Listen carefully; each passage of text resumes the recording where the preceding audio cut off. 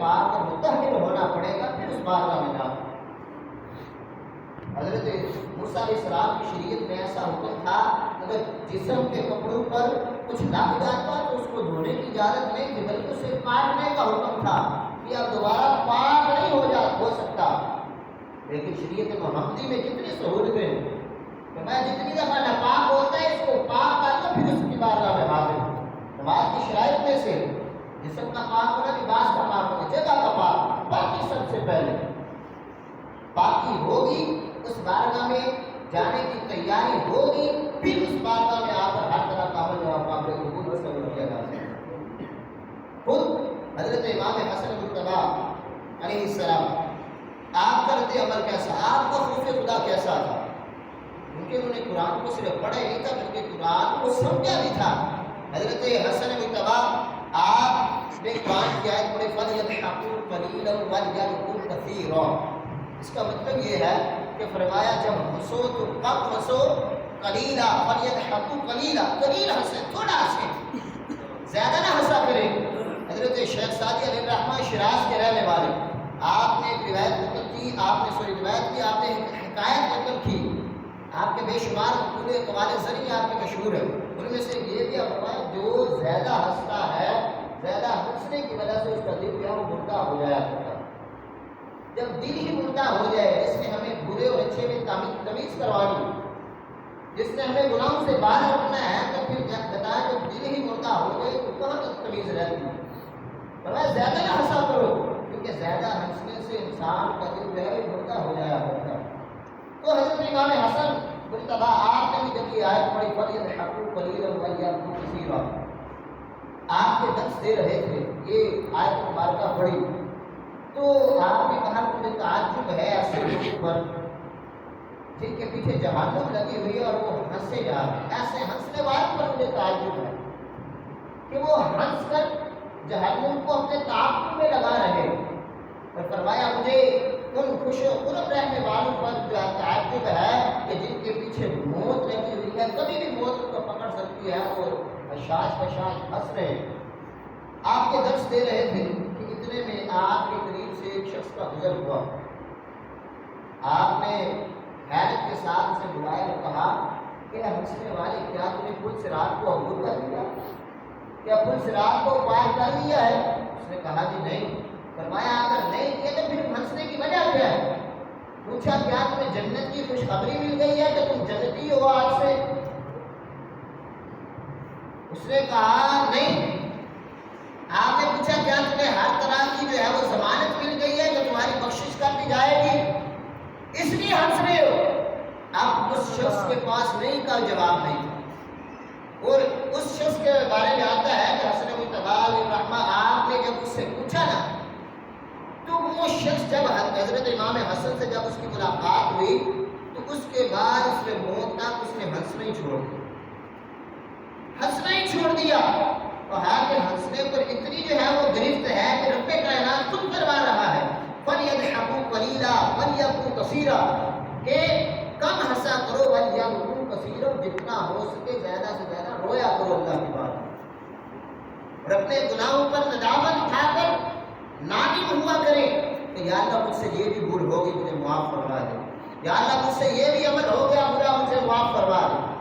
ندامت ہوگی تب وہ رب کریم جو غفور رحیم اپنا عمل فرمائے۔ وہ کہتے ہیں میں غفور ہوں، وہ کہتا ہے میں رحیم ہوں، لیکن ہمیں مانگنا نہیں آتا، ہمیں وہ مانگنے کا سلیقہ نہیں آتا۔ حضرت علی حجویری داتا صاحب آپ اسی طرح بیان فرما رہے تھے، مجمع میں آپ نے بیان فرمایا کہ لوگوں جب خوف خدا پر طاری ہو جائے تو رویا کرو، اللہ کی بارگاہ میں رویا کرو۔ ایک مجمع سے شخص کھڑا ہوا، کہنے لگا حضور اگر نہ رویا جائے، نہ رو سکے تو پھر کیا کریں؟ آپ نے فرمایا یہ کلمہ کا اسلام کی حدیث سے واقع ہے، حضور اسلام نے خود فرمایا اگر رونا نہ آئے تو اللہ کی بارگاہ میں وہ آسانی لے آیا کرو، رونے جیسا منہ بنا لیا کرو کہ اللہ رب العزت سمجھے کہ اس بندے کو واقعی شرمندگی ہے اس عمل پر۔ اس شخص نے کہا اگر رو نہ سکے تو آپ نے فرمایا رونے جیسا منہ بنا لیا کرو۔ پھر اس نے کہا اگر منہ بھی نہ بنا سکے، دیکھیں آپ نے کیسا جواب دیا، فرمایا اگر منہ بھی نہ بنا سکو تو پھر اپنے مقدر پہ رویا کرو۔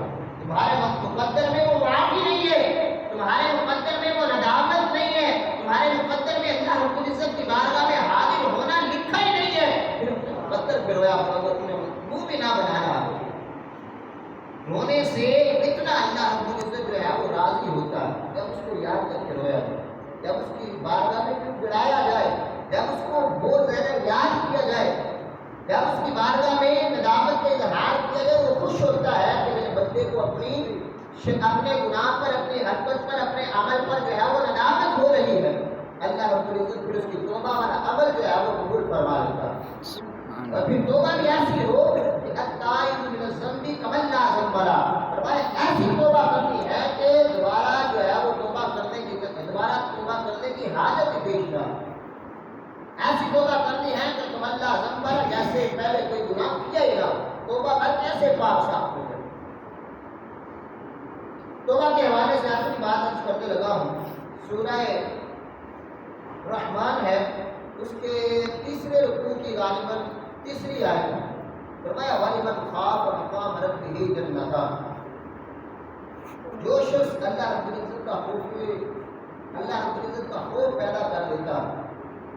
اسے اللہ رب العزت انعام میں 2 جنتیں عطا فرماتا ہے۔ سورہ رحمان ہے، تیسرا رکوع اور غالباً تیسری آیت ہے۔ ہوا یوں کہ حضرت عمر فاروق رضی اللہ تعالیٰ کا دور مبارک تھا، ایک شخص جو اللہ رب العزت کا بڑا عبادت گزار تھا اور عشاء کی نماز پڑھنے کے فوراً بعد اپنے باپ کی خدمت کے لیے گھر جایا کرتا تھا، لہذا رہتا ہوگا اس لیے باپ کے پاس جایا کرتا، ہر روز نماز عشاء کے بعد اپنے والد کی خدمت کے لیے حاضر ہوتا،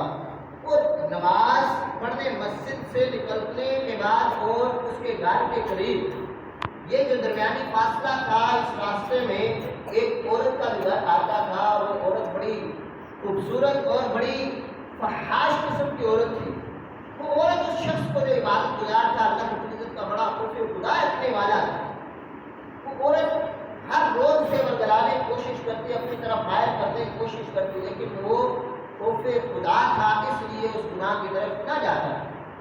ہوا کچھ یوں کہ شیطان کے ورگلانے پر وہ اس عورت کی طرف مائل ہوا،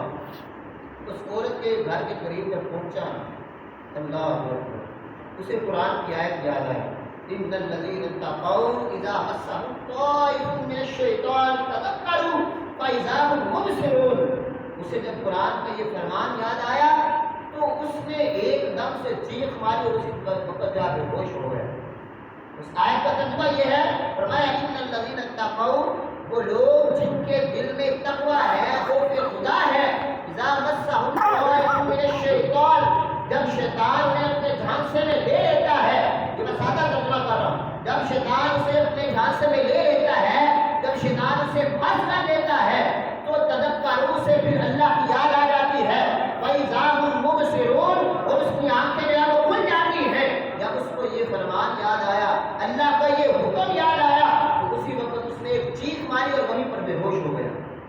اب وہ شخص بے ہوش ہوا، اب والد جو ہے وہ گھر میں انتظار کر رہا، والد صاحب گھر میں انتظار کر رہے ہیں کہ روز بچہ آتا ہے، خدمت کرتا ہے، ابھی اتنا وقت ہو چکا ہے، رات کا جو ہے وہ وقت گزرتا چلا جا رہا ہے، بیٹا گھر نہیں پہنچا۔ والد نے جو ہے تلاش کرنا شروع کر دیا، جب دیکھا کہ مسجد میں روز جاتے تھے تو اس راستے پر تلاش کیا تو دیکھا بے ہوش پڑے ہیں، کچھ لوگوں کی ہیلپ کی، مدد لی، گھر میں کھا کر لائے، جب ہوش آیا، یہ میں نہیں، آپ اس آیت کی تفسیر نکال کے دیکھ لیں، وَلِمَنْ خَافَ مَقَامَ رَبِّهِ جَنَّتَانِ،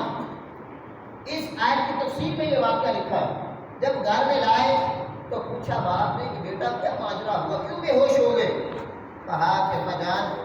وہ سارا واقعہ کیا سنایا، اور پھر جب دوبارہ اس آیت پہ پہنچے کہ میں جب اس گھر کے قریب پہنچا تو مجھے میرے رب کا فرمان یاد آیا، مجھے رب کا فرمان یاد آیا۔ جب اتنی بات کہی، وہ آیت کا ترجمہ پھر ذہن میں گردش کیا تو اسی وقت چیخ ماری اور روح قبض کی طرف جا وہ پرواز ہو گئی۔ خوف خدا اتنا تھا، اللہ رب العزت کا اتنا خوف تھا۔ آج ہم دیکھیں خود کو تو گناہ پہ گناہ کیے جا رہے ہیں، گناہ پہ گناہ کیے جا رہے ہیں، لیکن وہ ذات، اس ذات کا خوف ہمارے دل سے جو ہے وہ مٹ چکا۔ ہم گناہ کو گناہ سمجھتے ہی نہیں، گناہ کو صرف انٹرٹینمنٹ سمجھ کے ہم جو ہے وہ کر گزرتے ہیں، کہتے ہیں کہ اس بات تھوڑا سا جو ہے یہ لطف اندوز ہونا، گناہ کو گناہ سمجھا ہی نہیں جاتا۔ وہ لوگ تھے، آج ان کے نام زندہ ہیں، اس شخص کا جب وصال ہو گیا راتوں رات اس کے کفن دفن کا انتظام کیا، غسل دیا، جنازہ پڑھا کے دفنا دیا۔ حضرت عمر فاروق کے بارے میں آتا ہے کہ آپ اس شخص کی عبادت پر تعجب کیا کرتے تھے،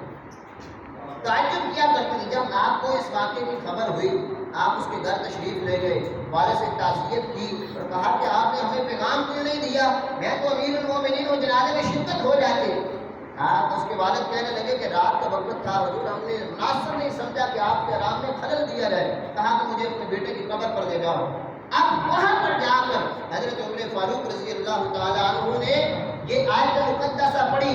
کہا وَلِمَنْ خَافَ مَقَامَ رَبِّهِ جَنَّتَانِ، جو لوگ خوف خدا رکھتے ہیں دل میں